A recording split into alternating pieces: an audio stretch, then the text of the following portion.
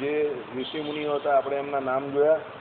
બીજા જે કંઈ કૈલાસ આદિ જે કોઈ એમ કહે કે જગ્યા ઉપર ઋષિ મુનિઓ હતા તે બધા બદ્રિકાશ્રમમાં આવ્યા. હવે આગળ જઈએ. આવેલા મુનિઓએ આશ્રમની સમીપે વહેતી શ્વેત જળ જેનું છે પ્રાતઃકાળના અરુણ સૂર્યના કિરણોના પ્રતિબિંબ પડવાથી પ્રકાશિત થયેલા ચંચળ તરંગોની વિચિત્ર રચના જેમાં થાય છે. ઉન્નત દીર્ઘ એવા તરંગોના ઘોષ વડે શબ્દાયમાન કરી મૂકી છે દિશાઓ જાણીએ. અને કપિલ મુનિના કોપાનળે ભસ્મ સાત કરેલા સગર રાજાના આત્મજોને પોતાનું જળ સિંચન કરીને મુક્તિને આપનારી એવી ભાગીરથી ગંગા જો એટલે ગંગાજીની ત્યાં બદ્રિકાશ્રમમાં જે હાજરી છે એની વાત કરી.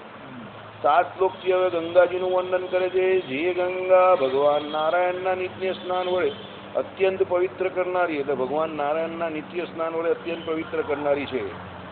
માટે જે દૂર દેશમાં રહેલા મનુષ્યોના પણ તેમણે ઉચ્ચાર કરેલા નામ માત્રથી સમસ્ત પાતકને વિનાશ કરનારી. સવારે સ્નાન કરો ત્યારે ગંગા છે, યમુના છે, ગોદાવરી છે એમ કરીને તમે સ્નાન કરો તો બધું તમારું પાપ બળી જાય. બરાબર. મનોમાં સ્મરણ કરવાથી પણ અખિલ અગ્ને અગ એટલે પાપને હરનારી અને સમીપમાં રહેલાઓને દર્શન માત્રથી પાપને હરનારી છે. તો પોતાને જળ સ્પર્શથી પાપ પુણ્ય હરે એમાં કેવું શું? માટે આ તો અત્યંત પાવન છે. સ્વરૂપથી જ નિંદિત એવા કીટક આદિ અશુભ દેશો પણ જે ગંગાજીનો સંબંધ થવાથી તે ક્ષણમાં સજ્જનોએ સેવા યોગ્ય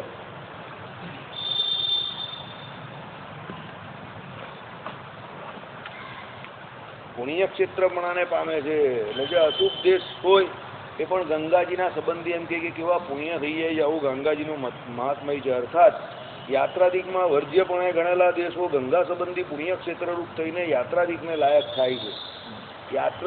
યાત્રા કોને કઈ જગ્યા પર થઈ શકે તો જે પુણ્યક્ષેત્ર એની યાત્રા થઈ શકે. પણ જે એમ કહે કે કીટકાદિક કેવા દેશ છે પુણ્યક્ષેત્ર નથી એ પણ ગંગાજીના ફક્ત સ્પર્શ માત્રથી એમ કહે સ્થાન ગંગાજીનું ત્યાં છે ત્યાંથી ગંગાજી વહે છે એટલે એ પણ પવિત્ર થઈ જાય છે, તીર્થ જેવા થઈ જાય છે, યાત્રા કરવાને લાયક થઈ જાય છે. અને જેના સંબંધ વિનાના ધનધાન્યાદિક સમૃદ્ધિએ સંપન્ન એવા પણ દેશો જળ વિનાની નદીઓની પેટે નિંદિતપણાને નિશ્ચય પામે છે. એટલે જે એના સંબંધોના વિનાના જે છે તે એમ કહે કે ધન ધાન્યાદિક સમૃદ્ધિએ ભલે સંપન્ન હોય પણ એ દેશો કેવા છે જળ વિનાની નદીઓની પેટે. જે નદીમાં જળ નહીં હોય એ નિંદાને પામી જાય. ભાઈ સૂકી નદી છે એવું કહેવાય. તે પ્રમાણે કે ભાઈ એ બધા દેશો એમ કે ગંગાજી નથી એટલે એ નદી એ નિંદિતપણાને પામે છે એમ. આ પૃથ્વી ઉપર રહેલા લોકો જે ગતિ એટલે અભ્યુદયને તપ યજ્ઞ ક્રિચ્છાદી વ્રતો કરવાથી પામતા નથી તેવી ગતિને પણ જે ગંગાજીના જળ કણિકાના ઉપસેવનથી તે જ ક્ષણમાં પામે છે. એટલે ભાઈ એવું કહેવાનો મતલબ છે કે જે તમારી ગતિ જે થાય બરાબર ઉધ્વ ગતિ થાય એ ગતિ જે તમારી તપ કરવાથી યજ્ઞ કરવાથી કે વ્રત ઉપવાસ કરવાથી નહીં થતી એ પણ ખાલી જળ કણિકા જો એનું સેવન કરી દઉં ગંગાજીનું તો એનાથી એને પ્રાપ્તિ થઈ જાય. એટલે આપણે કહે છે ને કે ભાઈ જેનો જીવ જવાનો હોય મૃત્યુ પામવાનો હોય તો 2 ગંગાજીના પેલા ટીપા એના મોઢામાં મૂકી દે. બરાબર. આ લોકમાં ચાંદ્રાયણ વ્રત મંત્ર જપાદી પુરસ્ચરણ વગેરે પ્રાયશ્ચિત્તી કરવા યોગ્ય જે શરીર શુદ્ધિ છે તે તો આ ગંગાજીના જળ કણથી જ થાય છે. અથવા ચાંદ્રાયણાદી ગુરુતર પ્રાયશ્ચિતોથી ટાળવા યોગ્ય પાપો પણ ગંગા જળ કણના ઉપસેવનથી નાશ થાય છે. એટલે જે તમને ચાંદ્રાયણ આદિ જે કરવાથી પાપ પ્રાયશ્ચિત રૂપે જે એમ કે ચાંદ્રાયણ કૃત છે એવા વ્રત કરવાના કયા હોય એની જગ્યા પર ખાલી ગંગાજીનું તમે ઉપસેવન કરી નાખો બિંદુ મૂકી દો તમારું પ્રાયશ્ચિત થઈ જાય એવું કહે છે. નાના પ્રકારના યજ્ઞ યાગાદિક પુણ્યકર્મ કરવાના પ્રયાસ વિના પણ પાપાત્મા પુરુષો પણ એકવાર જેના જળ કણના સંબંધી સૂર્યપ્રભા જેવું ઉજ્જવળ સુંદર વિમાનમાં બેસીને તત્કાળ સુકૃતિઓને સુદુર્લભ એવા સ્વર્ગલોકને પામે છે. જે ગંગા થકી બીજી કોઈ નદીના આવો મહિમા નથી એ તો આવી એક જ છે. ગંગાજીનો બહુ મહિમા છે એવી તો એક જ છે. સ્વર્ગલોકને પામી જાય. કયા જે યજ્ઞ યાગાદિક પુણ્ય નહીં કરતા એવા પાપાત્મા હોય તે પણ એમ કે ખાલી ગંગાજીનું એક જળ એના ટીપું એના મોઢામાં પડે તો સીધો કા પહોંચી જાય સ્વર્ગમાં પહોંચી જાય. સર્વ પુરુષાર્થના સાધનરૂપ હોવાથી સર્વ કોઈએ ઉપસેવવા યોગ્ય છે એમ કહે છે. એ જે ગંગાજી શ્રી પાર્વતીએ યુક્ત મહાદેવને ચંદ્રકળા આદિક અન્ય અનેક આભૂષણો છે તથાથી તેમના જટામુકુટના મુખ્ય આભૂષણ રૂપ થઈ છે. અર્થાત પોતે શિવજી પણ શિવ થવા સારું જેને સદા શિર ઉપર ધારણ કરે છે એવી મહામહિમાવાળી એટલે ગંગાજીને એમ કહે કે શિવજી પણ સદા એમ કહે કે પોતાની જટાની અંદર ધારીને રાખે જેવા મહિમાવાળા છે. આ શિવ શિવ ભૂત એમ ભાગવતમાં કહું છે. વળી ઇન્દ્રે સહિત દેવતાઓ, ગંધર્વાદી દેવગણો, મુક્ત જેવા મુનિઓ, મુમુક્ષુઓ અને અખિલ અર્થની અપેક્ષાવાળા વિષયીજનોએ, અખિલ અર્થની અપેક્ષાવાળા કેવા કયા? વિષયીજનો કયા? એટલે જેને આ લોકમાં બધા બહુ અર્થ જોઈતો હોય એ બધા કેવા કહેવાય? વિષયીજનો કહેવાય. બરાબર. મુક્ત જેવા મુનિઓ, જે મુનિ છે જેનું મન કેવું છે? શાંત છે, જેના મને કરીને ફક્ત ભગવાનના જ એમ કે ઘાટ કરે છે, બધા મુનિ છે. બરાબર. અને ગંધર્વાદી દેવગણો, દેવતાઓ જે છે તે દરેકને શું સર્વ પુરુષાર્થની એમ કે સિદ્ધિને આપનારી કરી હોવાથી ભૂમિ ઉપર પોતપોતાને અભિષ્ટ અર્થની સિદ્ધિ સારું સદા સેવવા યોગ્ય છે. એટલે જેને જે જોઈતો હોય તે બધા માટે છે ગંગાજી. ગંગાજીનો બીજો અસાધારણ મહિમા કહે છે, કાંઠા ઉપર અથવા જે કોઈ પણ બીજા સ્તરમાં મરણ પામેલા પુરુષનું અસ્થિ મરેલાની શ્રેય પ્રાપ્તિના ઉદ્દેશથી તેના કોઈ સંબંધીએ નહીં નાખેલું, પરંતુ સ્વયં અસુચિ માંસ ભક્ષક પક્ષીની અસુચિ ચાંચમાંથી જો આ ગંગાના જળમાં પડી જાય તો જેનું અસ્થિ હોય એવો મૃત મનુષ્ય પણ તે ક્ષણમાં દેવલોકને નિશ્ચય પામે છે. એટલે એના ઘરના લોકોએ જો એના અસ્થિ ગંગામાં ના પધરાવ્યો હોય, પણ એનું કોઈ હાડકું બાળકું કોઈ લઈ ગયું હોય, કયું અપવિત્ર ઘી આદિ જો કોઈ પક્ષી અને ભૂલમાં કંઈ પડી ગયું ચાંચમાંથી કંઈ નદીમાં ગંગામાં, તો પેલો સીધો દેવતા થઈ જાય. ઊંઘમાં આવ્યું બગાસું ને મોઢામાં આવ્યું પતાસું, એવું કામ થઈ જાય. તો તેના જળનું સ્નાન પાનાદિક સેવન કરનારો દેવલોકને પામે. એમાં કેવું જ છું.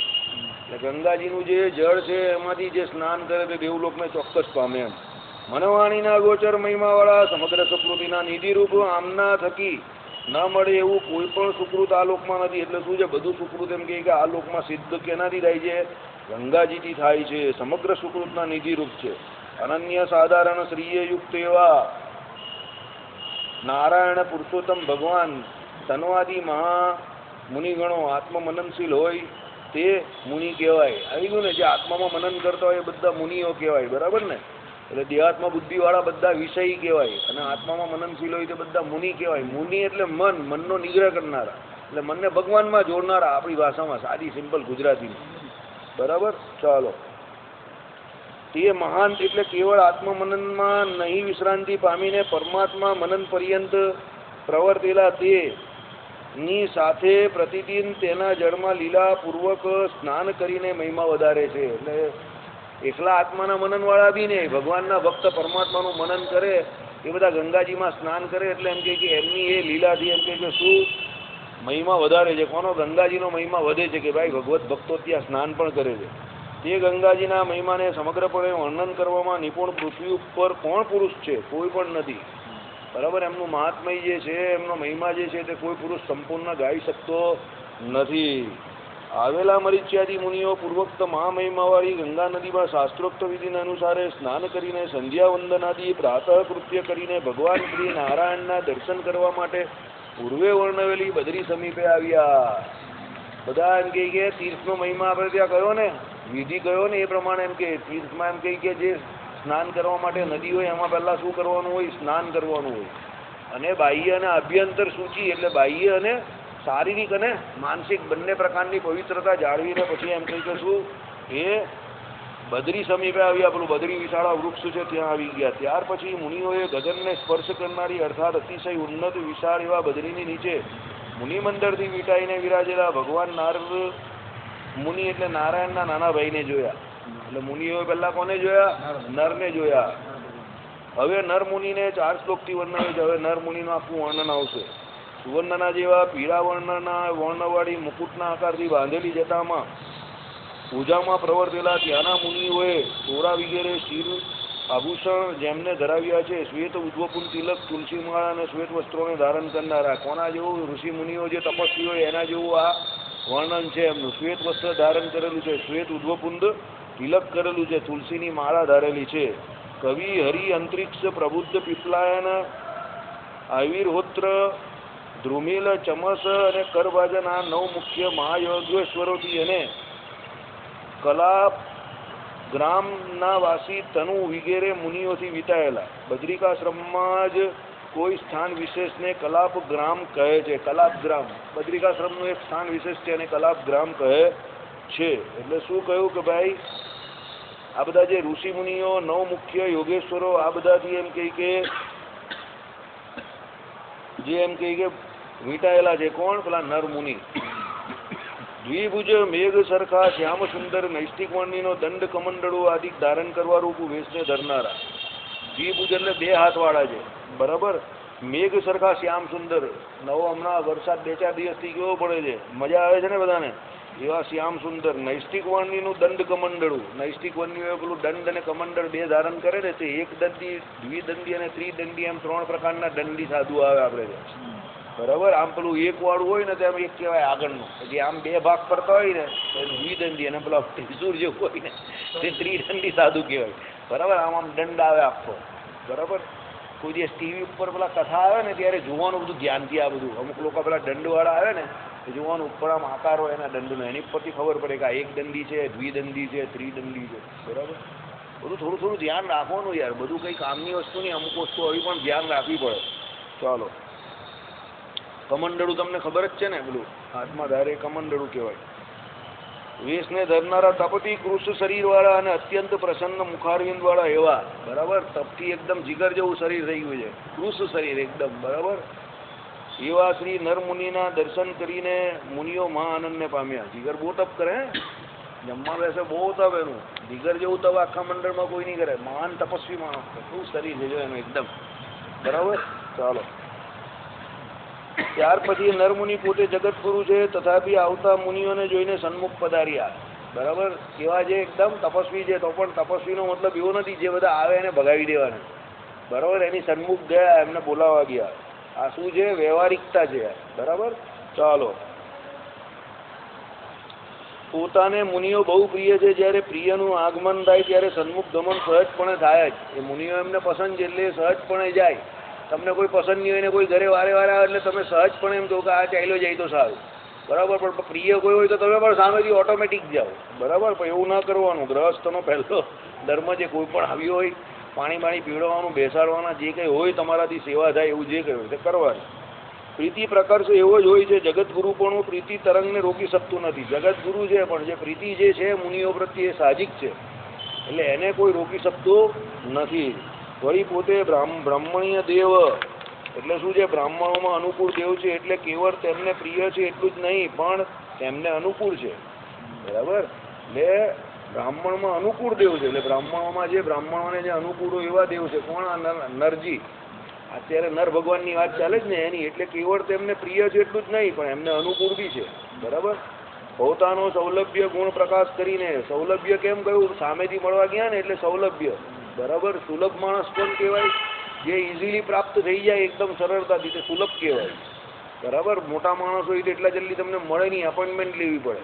એપોઇન્ટમેન્ટ લેવાની પછી બી ટાઈમ જાય આપ્યો એનાથી 2-4 કલાકે 8 કલાકે પછી પણ મળે. ભાઈ તમને કંઈ સોરી યાર, બધું સવારનું મોડું ચાલે એટલે મોડું થઈ ગયું તમને પણ, બરાબર.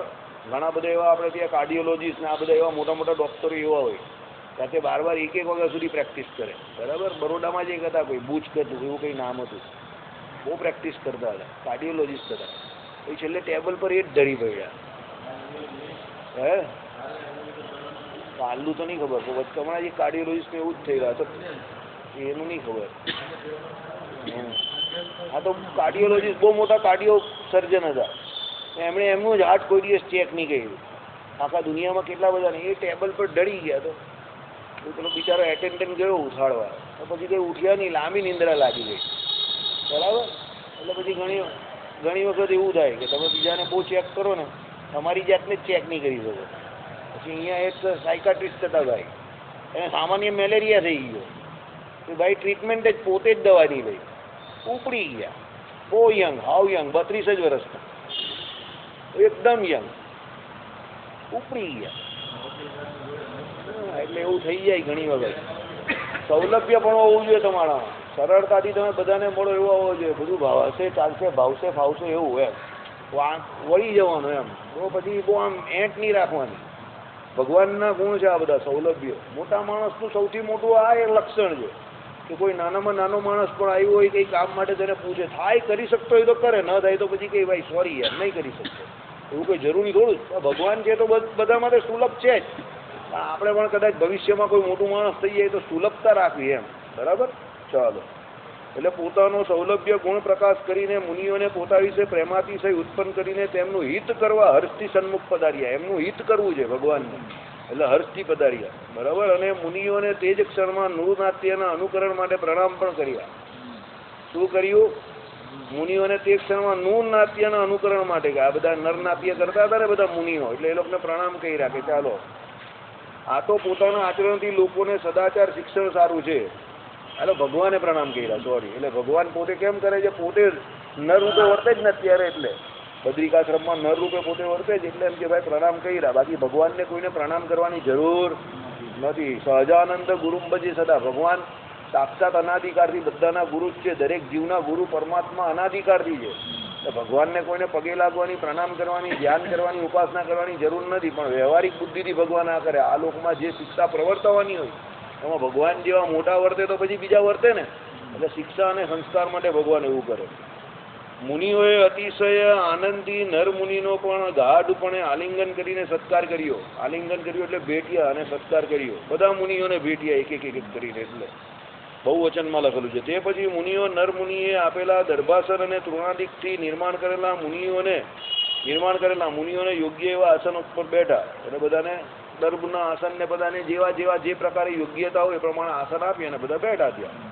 ત્યાર પછી સંતનો અર્થ કર્યો બ્રહ્મજ્ઞાનીઓએ પૂજ્ય એવા પણ નર ભગવાને લોકમાં અતિશય પૂજ્ય એવા મુનિઓની પાદ્ય અર્ધ્ય આદિ ઉપચારો વડે યથાયોગ્ય પૂજા કરી. આ બધા મુનિઓની શું કરી? પાદ્ય અર્ધ્ય એટલે ખબર ને તમને? ચરણારવિંદ ને આ બધું જે સાફ કરે ને આ બધું તે કહેવાય પાદ્ય. અને અર્ધ્ય એટલે તમે આ જે કરો ને સાક્ષાત પૂજા કરો એ અર્ધ્ય કહેવાય. આપણે આ ભગવાનની પૂજા કરીએ જ ને અર્ધ્ય આદિકથી. મહારાજે શિક્ષાપત્રીમાં લખ્યું ને તમને પ્રાપ્ત થયા એ જે કંઈ ચંદન પુષ્પ એને અર્ધ્ય કહેવાય. લોકોના અનુગ્રહ માટે માનુષ લીલાને અનુસરેલા ભગવાનને આ જ સમુચિત છે. તો અવતરણને જે રીતે ઉચિત થાય તે રીતે મુનિઓની પૂજા કરી. મુનિઓ પણ લોકમાં અતિશય પૂજ્ય છે.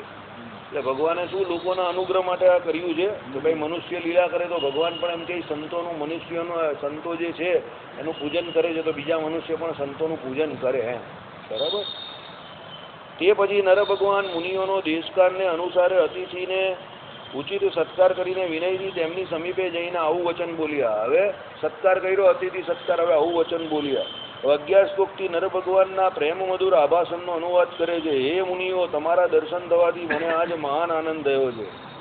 મુનિઓને મળીને નર ભગવાનને શું થયો? મહા આનંદ, એવું એમને કહ્યું. કારણ કે સંસારમાં વર્તતા બ્રહ્મપદ સુધીના સર્વ વસ્તુઓ સુલભ જ છે, પણ સત્સમાગમ નથી. શું કહ્યું? બ્રહ્મપદ સુધીના સર્વ વસ્તુઓ સુલભ છે. બ્રહ્મપદ એટલે તમને ખબર ને, કાલે આવેલું તે ધામ. બીજી વખત આવ્યું આ. કાલથી આજ સુધીમાં આ શબ્દ 2 વખત આવ્યો. બધા બહુ ધામના ખીલા ઘુસાડે જ ને. અક્ષરધામમાં જવું, અક્ષરધામમાં જવું. એક પગ અહીંયા ને બીજો અક્ષરધામ. અરે કયું દિલ્હીનું કે ગાંધીનગરનું? તો બોલ. બરાબર. હું અક્ષરધામમાં જવું છું. એટલે ભગવાન પાસે જવું છે એમ કે ને હું અક્ષરધામમાં જવું. બરાબર. એ તો બધું ગૌણ છે. બધી માથાકૂટ જ નહીં. કોઈ પૂછવા આવે ને હું તો આત્મા છેડે જ ઉડાડી જાઉં. કોઈ પણ મારી પાસે આ ધામ પેલું ધામ, મારે કોઈ ધામમાં નહીં જવું. જ્યાં ભગવાન હોય ત્યાં જવું. બોલ ચાલ. આ ભગવાન ક્યાં છે? બોલ મારે ત્યાં જવું છે. મારે કોઈ ધામમાં નહીં જવું. લે તો મને ભગવાન પાસે લઈ જા. ભગવાન પાસે લઈ ગયા તો ધામ તો બધું સહેજે મળે. ભગવાનની સેવા કરીએ એટલે ધામ સહેજે મળે. અહીંયા આવીને ભગવાનના દર્શન કર્યા તો આ બધું ધામ જ છે ને, અક્ષરધામ છે. તો બધું સહેજે મળ્યું. આમાં કા પ્રયત્ન કરવો પડે તમારે? અત્યારે આપણે ધામમાં જ બેઠેલા જ ને. ભગવાન પાસે જ નહીં આવે તો પછી કાથી અક્ષરધામમાં જવાનું? એવા લક્ષણ તો કેળવવા પડે ને ભગવાન પાસે જવાના. લક્ષણ રૂપિયાના હોય ને પછી કે અક્ષરધામમાં જવું, હું અક્ષરધામમાં જવાનું, કોટા બોડા જવાનું, એમ કે લક્ષણ તો કેળવ પહેલા એવા અહીંયા. બરાબર. ચાલો. એટલે બ્રહ્મપદ સુધીની સર્વ વસ્તુઓ સુલભ છે, પણ સત સમાગમ નથી. સંતોના સમાગમથી શું થાય? સત એટલે બ્રહ્મદર્શીનો સમાગમ. જેને ભગવાનનું દર્શન કર્યું છે, જે બ્રહ્મદર્શી છે, બ્રહ્મ સાક્ષાત્કારી છે, એવા સંતો એ સત કયા? એ તો સુદુર્લભ છે. એને મળવું બહુ કામ. એ સુદુર્લભ છે. એમ કેમ સુદુર્લભ? જે બ્રહ્મ સાક્ષાત્કારી છે, જેને ભગવાનના દર્શન થાય છે, એ જ તમને ભગવાનના દર્શન કરાવી શકે છે. બીજો કોઈ કરાવી નહીં શકતો. બરાબર. એવા સંતોમાં પણ તમો તો બહુ મોટા સંતો છે. કારણ કે ભગવાન કહે તમે તો બહુ મોટા, કારણ કે તપશ્ચર્યાને કરતા અને ઋષિરૂપથી પોતાનો અસાધારણ અદ્ભુત ઐશ્વર્ય આચ્છાદન કરીને વર્તા એવા પણ શ્રી નારાયણમાં તમારે આ કોઈ તપસ્વી છે અને અથવા અમારા જેવો કોઈ મુનિ છે એવી મતિ નહીં, પણ આ તો સાક્ષાત ભગવાન જ છે એવી અતિ દ્રઢ મતિ નિરંતર અનુવર્તે છે. આવી બુદ્ધિ બધામાં વર્તી નથી. આત્મદર્શીઓને પણ આવી બુદ્ધિ સુલભ નથી. આ પેલા મુનિઓનું મહાત્મય કહ્યું કે ભાઈ નારાયણ ભગવાન છે એને તમે ભગવાન જ માનો છો. આ કોઈ અમારા જેવા એટલે સાધુ રૂપે રહેલા કોઈ ઋષિ મુનિ કે સાધુ કે એવા નથી, પણ તમે એને ભગવાન માનીને એમ કે એનું ભજન કરો છો, ધ્યાન કરો છો, તપશ્ચર્યા કરો છો, એટલે તમે તો શ્રેષ્ઠ છો. આત્મજ્ઞાનીઓ પણ આવું માનતા નથી, પણ તમે તો બ્રહ્મ સાક્ષાત્કારી અને ભગવાન નારાયણને ઓળખનારા છો, એના સ્વરૂપને જાણનારા છો, એટલે તમે સર્વશ્રેષ્ઠ છો. આવી વાત કરી. જેના હૃદયમાં જેને બદ્રીવન વહાલું છે એવા શ્રીમાન હરિ નારાયણ સદા સાક્ષાત સ્ફુરે છે, તેમને જ અમે અતિ મોટા થકી પણ અતિશય મોટા માનીએ છીએ, પણ કેવળ આત્મ સાક્ષાત્કાર સંપન્નને પણ મહત્તમ માનતા નથી. જેને આત્મ સાક્ષાત્કાર થયો એના કરતા મોટું કોણ છે? આ બદ્રીવન વાલું અને શ્રીમાન હરિ નારાયણ સદા સાક્ષાત સ્ફુરે છે તેમને, જેને ભગવાન અંદર હૃદયમાં કાયમ સ્ફૂરતા હોય, જે ભગવાનનો ભક્ત હોય, ભગવાનનું ધ્યાન ભજન ઉપાસના કરતો હોય, એ શ્રેષ્ઠ. આવું કોણે કહ્યું? નર ભગવાને કહ્યું કે જેના હૃદયની અંદર નારાયણ કાયમ સાક્ષાત સ્ફૂરતા હોય એ શ્રેષ્ઠ. બીજું કોઈ શ્રેષ્ઠ નથી. બીજાને કદાચ આત્મ સાક્ષાત્કાર થયો હોય તો પણ એનાથી શ્રેષ્ઠ કોણ? જે ભગવાનનું ભજન કરતો હોય તે શ્રેષ્ઠ. શ્રીપતિમ શ્રીધરમ સર્વદેવ